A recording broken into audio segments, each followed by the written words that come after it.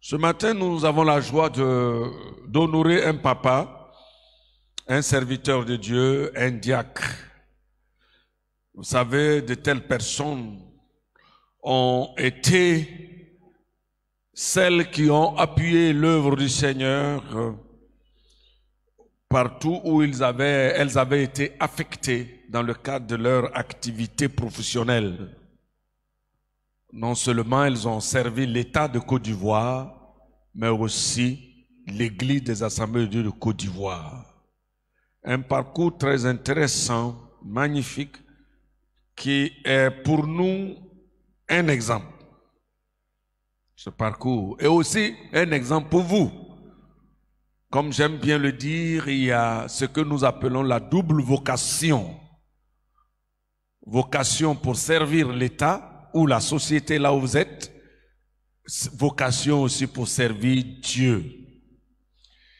Donc, si vous comprenez bien ce concept de la double vocation, vous vous sentirez bien engagé dans l'œuvre de notre Maître, là où vous êtes. C'est pas que le service que vous occupez, le lieu où vous êtes, c'est pas simplement pour gagner le pain ou le salaire à chaque fin du mois. Mais comprendre que c'est Dieu dans sa souveraineté a voulu que vous y soyez là-bas comme des missionnaires et faire connaître son nom à ceux et celles qui ne le connaissent pas. Voyez, si l'Église tout entière, le peuple de Dieu comprenait et comprend cela, nous aurons à bouleverser le monde entier. Parce que le pasteur ne peut pas se multiplier, se diviser pour être à la fois au trésor, pour être à la fois à l'hôpital de Treichville, pour être à la fois à la douane, pour être à la fois à la gendarmerie ou au lycée. Des lycées, il y a tellement. Mais le Seigneur, vous ayant sauvé, a placé chacun là où il veut pour que son nom soit glorifié. Et nos aînés ont compris cela, qui ont entendu l'évangile avant nous. Voilà, ils l'ont fait et de par eux, l'Église des Assemblées de Dieu a connu une expansion réelle à travers tout le pays. Parce que les frères qu'on affectait, comme instituteurs, professeurs, infirmiers, ont compris qu'ils sont affectés avec l'évangile dans des localités où le nom du Christ n'a pas été présenté et ils se sont disposés à faire connaître le nom de Christ. Nous le voulons en ces temps de la fin, les frères, afin que nous puissions gagner un grand nombre pour le Seigneur. À la suite donc de ce que je vais vous présenter ce matin, je veux simplement vous encourager. J'invite ici, humblement et avec beaucoup de considération, de respect, Papa Tcheki, diacre Papa Tcheki, à se déplacer doucement. Il a connu des moments difficiles dans sa santé. Des moments difficiles. Si c'est trop long, est-ce qu'il peut passer par là? Si c'est voilà, d'accord. Voilà. Doucement. On acclame le Seigneur. Que papa vienne avec sa fille. Voilà. Voilà. Voyez-vous, on acclame le Seigneur.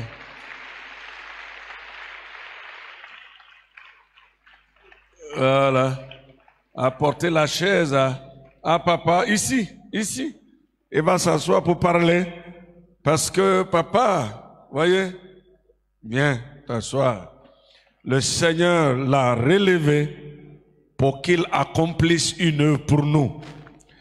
Il est ici dans cette église depuis des années, diacre dans cette église, responsable de cours de base et le premier responsable des GETRO, des personnes de 3e âge. Le Seigneur n'a pas voulu qu'il parte il y a 2 ou 3 années en arrière. Il l'a ramené à la vie pour qu'il nous offre ce qu'il a mis dans son cœur pour notre génération et la génération future. Où est maman Tiki, ma chère maman? Elle n'est pas là ce matin. Maman, viens, oh, tu t'assois derrière comme ça pour te cacher.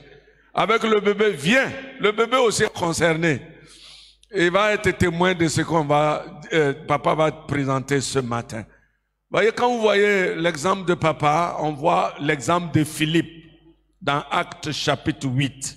Le diacre Philippe a évangélisé toute la Samarie et il était diacre, il n'était pas évangéliste en plein temps. Il y a certains qui interprètent justement l'effet de Philippe sans tenir compte du contexte. Or, quand on ne tient pas compte du contexte et qu'on force le texte, ça devient autre chose, opinion personnelle qui amène à analyser. Et on est libre d'accepter ce que la personne dit et on est libre de rejeter. Voilà, Philippe était un diacre, il n'était pas un pasteur dans l'église de Samarie. C'est pourquoi quand il a ouvert, Dieu l'a utilisé à faire une grande action. Ceux qui ont le ministère universel, savoir les Pierre, les Jean et les Jacques, sont allés s'occuper de l'assemblée. Voilà, c'est pas parce qu'il était pasteur et puis il a laissé l'assemblée pour aller ailleurs. Non, c'est une extrapolation. On force l'écriture, Non, il ne faut pas forcer les écritures. Il faut dire ce qu'elles sont dans leur contexte et puis essayer de faire une application. Voyez-vous, l'exemple de Philippe est un exemple typique de l'encouragement des laïcs au ministère de Dieu. Ouais, c'était un laïc, c'était pas un apôtre. Et il est allé à Samarie, un laïc, diacre, et il a prêché le Christ. Ça veut dire que le laïc peut servir. Si vous avez lu l'élément que j'ai produit dans Kérigma, c'est ça? Voilà, Kérigma, à l'Institut de Daloa, vous comprendrez l'importance et le rôle des laïcs dans l'évangélisation. Philippe a été cité. Philippe n'était pas un pasteur qui exerçait un ministère universel. Donc les apôtres ne pouvaient pas lui laisser cette place-là. C'est pourquoi ils sont partis et ils se sont occupés de cette assemblée.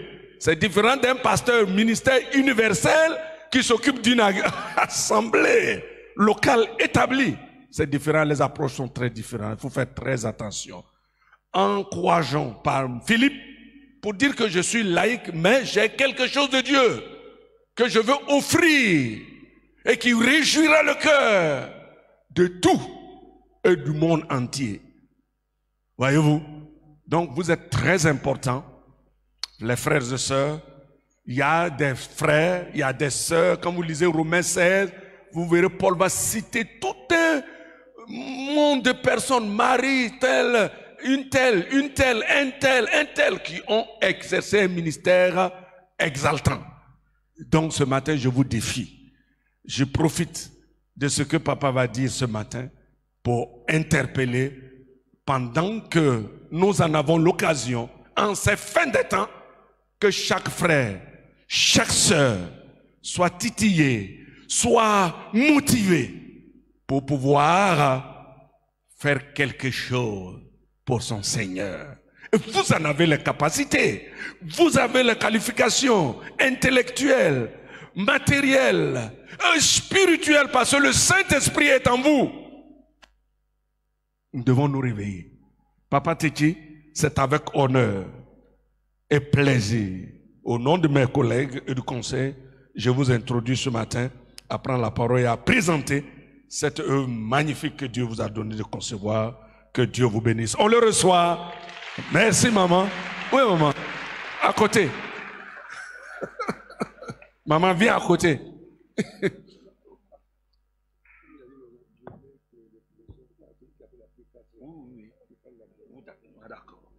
D'accord. Papa dit que par ordre, il veut que quelqu'un parle avant, il va parler. C'est la sagesse. Voilà, avec notre petite sœur. Allez, approche-toi. Voilà. Je suis le frère Yaoumouran Jean-Paul du comité des cours de base. Et pour la circonstance, je prends la parole pour introduire notre papa. Cher peuple de Dieu, veuillez recevoir nos salutations dans le beau et précieux nom de notre Seigneur et Sauveur Jésus. D'entrée, nous voudrions vous traduire nos remerciements et en particulier ceux de la famille Papa Teki, aux pasteurs à leur tête, pasteur Noufessier, aux membres du conseil de l'Église, au comité du troisième âge représenté par M. Conan Georges, au comité des cours de base dirigé par Mme Amisha Caroline et à toute cette auguste assemblée.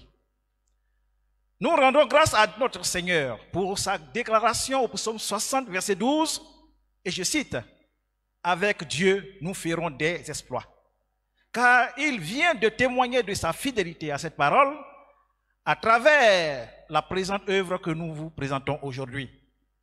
Pour moi, il n'y aura pas plus grand exploit que de travailler et veiller à la proclamation de l'Évangile, la première mission sur cette terre que notre Seigneur nous a confiée. Chers frères et sœurs en Christ, Dieu nous invite sans cesse à travailler à notre édification et à l'édification des autres par notre témoignage. À ce jour, Dieu s'est glorifié après une longue marche avec son serviteur en faisant de lui un auteur que j'ai l'honneur d'appeler affectueusement ici Papa Teki Ngbeso Marcel.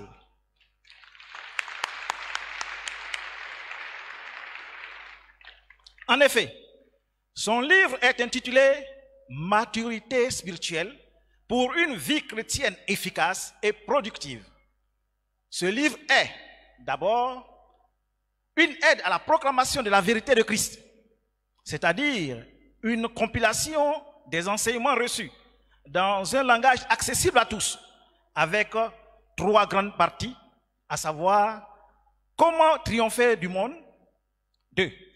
Comment mener le bon combat de la foi, 3. Hommes étrangers sur la terre, avec au total 26 chapitres. Ce livre est aussi une aide à la proclamation de la puissance du Christ à travers des expériences personnelles vécues par notre papa. Il a été attaqué par la maladie. Dieu le guérit et encore plus. Il sort de la maladie avec cet ouvrage pour témoigner des bienfaits de notre grand Dieu. Enfin, ce livre est un guide pour notre croissance personnelle en Jésus-Christ. Le livre coûte 4 000 francs. Vous pourrez vous en procurer à la bibliothèque, ici à l'église, ou contacter Dr Teki au 07 49 71 65 68. Au nom du Seigneur Jésus, soyez infiniment remerciés pour votre soutien inconditionnel à l'œuvre de Dieu. Tout en vous remerciant pour votre aimable attention, je vous prie de recevoir Dr Teki et par la suite Papa Teki pour quelques mots. Je vous remercie. Soyez bénis.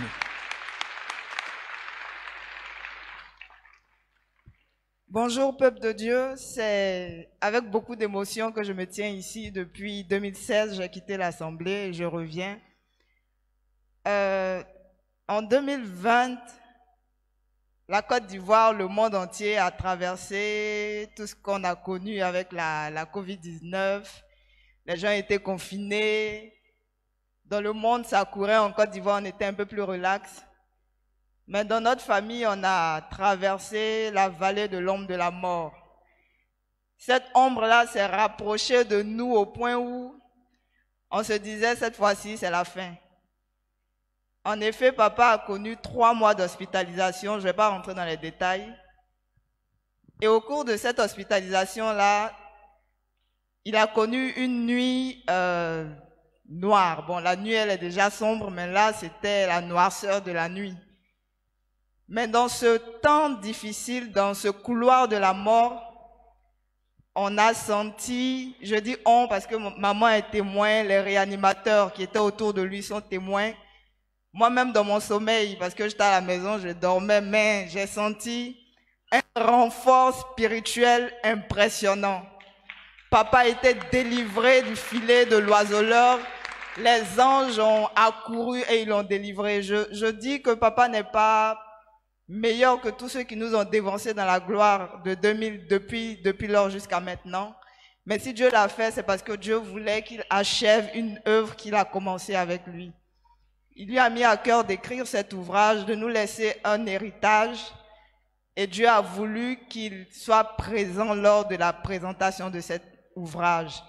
Et c'est juste une grâce que Dieu nous a fait. Nous voulons, la famille Techi, mes frères ne sont pas là pour ceux qui les connaissent. Gérard, Franck et Serge, nous voulons dire merci au corps de Christ qui s'est uni et qui a prié pour lui. Merci à Papa Noufé et à ses guerriers de prière, tous les pasteurs qui se sont levés, qui ont intercédé pour qu'il soit présent. Cette nuit noire-là, quand Papa a pu tenir un stylo, il a écrit et il a consigné dans cet ouvrage. Ceux qui voudront savoir ce qui s'est passé cette nuit-là, 4 000 francs en bas tout à l'heure.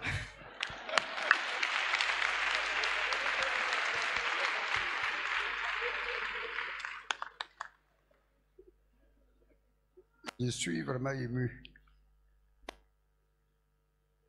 Bonjour, peuple bien-aimé de Dieu. Merci à vous tous qui avez prié ce soir devant vous ce matin. Plus particulièrement au pasteur principal Noufé, que Dieu a interpellé pendant que j'étais en train de partir de l'autre côté. Oui, je partais en réalité, mais Dieu a écouté la prière de son serviteur et de vous tous qui êtes là, qui m'aimez, et Dieu m'a fait revenir vers vous. Je vous remercie tous pour la présentation de ce livre. Bon, mais le professeur, maître de conférence Yao Ngoran Jean-Paul et ma fille Rosiline ont dit l'essentiel. Ces deux m'ont été beaucoup utiles pour la confection de ces livres. Il faut dire que Yao, le professeur, c'est lui qui a fait même la préface du livre. Pour ne pas être long, je n'ai pas grand-chose à ajouter, mais je voulais simplement vous informer de ce qui m'a motivé à confectionner ce livre. Je voulais commencer par juste un témoignage, et par ce témoignage, vous allez comprendre pourquoi j'ai confectionné ce livre. Il est question de mon neveu, le fils de ma petite sœur. C'est un garçon d'une bonne famille. Son papa est préfet. Lui-même, il est géomètre, responsable de son service. En réalité, ce garçon aime Dieu. Il est réellement converti. Il aime Dieu. Il est passionné au service de Dieu, malgré son rang social. Ce garçon n'a pas honte d'annoncer Christ publiquement, avec un mégaphone. Dans les rues, il prêche Christ avec courage. Mais hélas, mon neveu, à l'heure où je vous parle, il est en prison. Est-ce qu'il est en prison pour sa foi ou pour son zèle au service de Christ? Non. Il est en prison pour l'amour de l'argent, la cupidité. Voici un garçon qui a la possibilité de, en tant que géomètre, il a la possibilité de vendre des terrains. Et il peut vendre le même terrain à plusieurs personnes à la fois.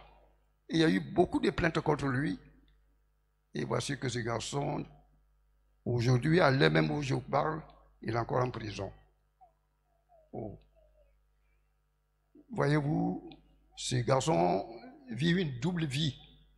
En même temps qu'il aime le Seigneur, mais il aime aussi le monde avec son orgueil, dont l'amour de l'argent et la passion de la sexualité.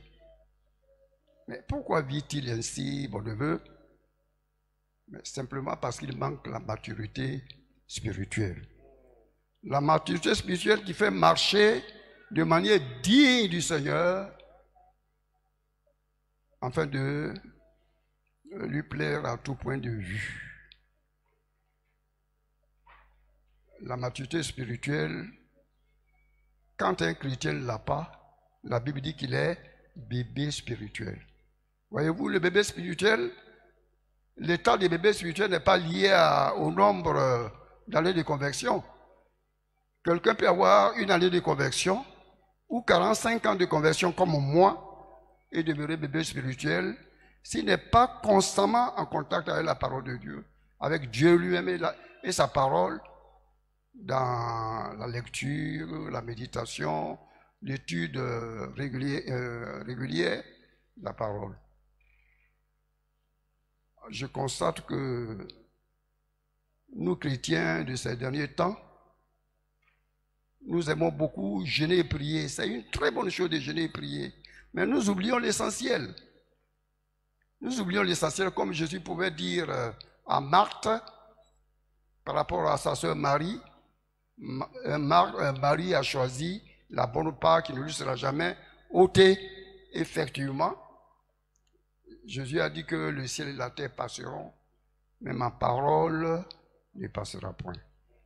Et la parole est tellement importante, car c'est elle qui nourrit l'homme intérieur qui est composé de l'âme et de l'esprit. C'est les deux unis qui forment l'homme intérieur. C'est ça qui s'en va chez Dieu. Mais s'il est sous-alimenté, comment voulez-vous que le diable n'en profite pas pour l'utiliser? C'est pourquoi le Seigneur lui-même, son esprit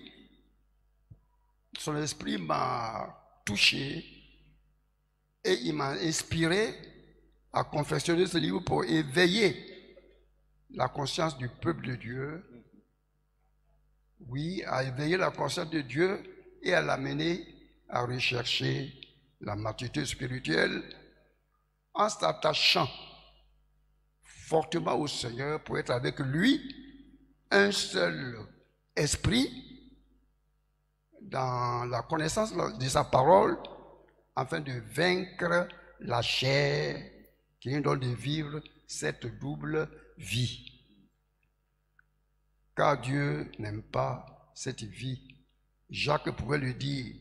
Jacques 4:4 dit: celui qui veut être ami du monde sera ennemi de Dieu. Et Jésus même nous interpelle en Marc 8, verset 36. Il a dit: que sert-il à un homme de gagner tout le monde entier, y compris, c'est-à-dire le monde entier, entre parenthèses, ses convoitises et son orgueil, s'il perdait son âme? Pour dire en enfer, qu'est-ce qu'il gagne? Point d'interro. Juste pour un petit bout de mon témoignage, parce que vous trouverez cela dans mon livre au chapitre Vie sur terre, période temporaire. Juste un bout de témoignage pour dire que le jour que j'étais sorti de ce corps, de ce vieux corps, fatigué, et que j'allais vers le Seigneur, je n'étais pas avec une valise d'argent. Je partais seul, les mains vides. Donc voilà tout ce que je voulais vous dire pour que nous fassions attention, mes frères et mes sœurs. La vie là, elle est très courte. Je ne savais pas que j'allais partir. Si le Seigneur ne m'avait pas ramené, on allait parler de moi au passé. Voilà tout ce que je voulais dire. Alléluia. On acclame plus fort le Seigneur, s'il vous plaît. Voilà, c'est ça. Le livre est là. Voyez le livre. C'est magnifique. C'est magnifique. Peuple de Dieu, il est temps. C'est au chandelier. Je vous prie, chandelier. Chandelier, s'il vous plaît. Il est dit, chandelier, lève-toi. Ton Dieu t'appelle. Fais son travail. Le pasteur Kambiré nous a appris ce chant, qui en principe devait chaque fois être chanté, toutes les fois que nous nous souvenons, lève-toi. Voyez, papa Techi, effectivement, papa partait, et le pasteur Kwasi Emmanuel, c'est ça? C'était lequel dimanche? C'est dimanche passé. Il nous a dit, il faut retarder ton enterrement. Avec beaucoup d'humour, il a parlé, mais il a dit des choses justes. C'est pas que papa Techi a des valises de mallettes d'argent qu'il distribue à l'église, y compris nous les pasteurs. Non. Mais sa piété, sa consécration, son amour pour le peuple de Dieu et pour son Seigneur était une grande bénédiction, est une grande bénédiction pour nous, pour moi. Le jour où il partait, Dieu m'a révélé, lève-toi, quelque chose de difficile se passe dans ton église. Je me suis réveillé, je ne comprends pas, j'ai fait un effort pour dormir, je n'arrive pas à dormir. Papa partait. Et Dieu dit, lève-toi. quelque chose se passe. Il faut te mettre à genoux. Prier jusqu'à 4 heures du matin. Le soir, c'est ça le soir, j'arrive à l'hôpital. J'ai dit, papa a connu quelle difficulté hier nuit. Et elle a tout compté. Elle dit, mais quoi? J'ai dit, mais c'est comme ça. Dieu nous parle à votre sujet. Dieu nous parle à votre sujet. Vous qui avez des places importantes et qui criez pour Dieu. Et c'est comme ça. Et il nous réveille pour plaider parce qu'il est en train de partir. Très clair. C'est comme ça. Et papa est revenu et il nous a produit cette œuvre-là qui va rester. S'il était parti, on ne l'aurait pas. Est-ce qu'on l'aurait aujourd'hui? Même si on a les manuscrits que ces enfants font fort de mettre par écrit, on parlerait, comme il a dit, au passé. Vous voyez, c'est un très bon livre. Il nous a déjà donné, nous avons regardé rapidement, mais tout est magnifique et je vous exhorte à le faire. Regardez les versets qu'il cite, son âge. Mais il cite tous les versets par cœur, voilà. Parce qu'il a appris, on n'improvise pas, s'il vous plaît. C'est au début de la foi. Il faut se donner cette culture de lire l'écriture et d'apprendre certains versets par cœur et les citer. Il faut que vous soyez capable de répondre à quiconque vous demandera raison de votre foi, nous dit Pierre. Et vous les jeunes, je vous défie. Vous lisez beaucoup de choses dans l'internet, Facebook, WhatsApp, sans retenir. Ça vous distrait. On raconte que tous ceux qui ont fait les smartphones et toutes ces choses-là, ils interdisent leurs enfants de regarder ces choses. Parce qu'ils savent ce que ça fait. Ça détruit. On retient tout sauf l'essentiel. Il est temps de revenir à la parole de Dieu. On acclame le Seigneur. Le livre est là, 4000 francs. Vous sortez, achetez. C'est le produit que le vieux nous met à notre disposition. Voilà. Merci, merci. Merci à Jethro. Merci au nouveau responsable de Jethro. Papa Kona. Voilà, vous voyez, ils travaillent ensemble. Et vous qui aviez l'âge de Jethro, Dieu n'a pas fini avec vous. Voilà la preuve. Voilà, on croit que quand on a 65 ans, 70 ans, Dieu a fini avec nous. Jamais Abraham a été appelé à 75 ans. Hein? N'est-ce pas? Dieu n'a pas fini avec vous. Mettons-nous au service de Dieu. Je vous aime bien, peuple du Chandelier. Je veux que chacun prenne sa place dans cette conquête, dans cette œuvre de Dieu. Chacun ait sa place et se réjouisse de sa place, pas convoiter la place de l'autre. Non. Chacun a son don. Tu as un. Celui qui n'a rien eu, il a un. Le un que tu as là, mets ça au service de Dieu. Tu as deux, mets ça au service de Dieu. Etc., etc. Donc ne soyons plus paresseux. Réveillons-nous et marquons notre génération. Alléluia.